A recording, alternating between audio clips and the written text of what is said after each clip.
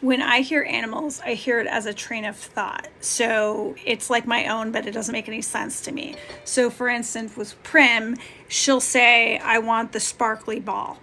Is it sparkly? Is it shaped like a ball? It could be an egg. It could be a tomato. It could be a potato, right? It could be a shape varied. So I get words and I also get images. This is where it does get confusing as an animal communicator myself because I don't know the shape. But when I see an image, it's almost like a bad GIF or a photocopy from the 80s where it's like very pixelated. So I may see a real thick material. It could be a hot dog. It could be a rope. This is why you'll hear me go, okay, it's a paper, it's this, and I'm kind of going through what it could be, trying to go based off of what I'm seeing as I try and interpret it in my brain.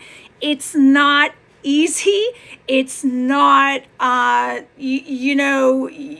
it's hard for me. I know, and there's so many times where they'll be like, oh, that doesn't make any sense. And like, I'll get an email like 2 hours later saying, oh, it was such and such, right? So I always say during a session, it's up to your interpretation. So I know it's really easy for you to say, oh, I'm just going to go through the common things of what a cat plays with. That's really easy for you to think that. But from my perspective, this is not easy at all. This is no joke. It's also why I'm booked 3 months out. If I really was just going through the very specific things, I wouldn't be booked out as far as I am, right? I wouldn't be featured in the Washington Post and Dogster Magazine and all of these other mediums if that's really what I was doing. But what you're showing is a true ignorance of what, and maybe a misunderstanding of what people like me actually do. Now, there are total frauds out there that will do that crap, that will be like, oh, it's an egg, and say that.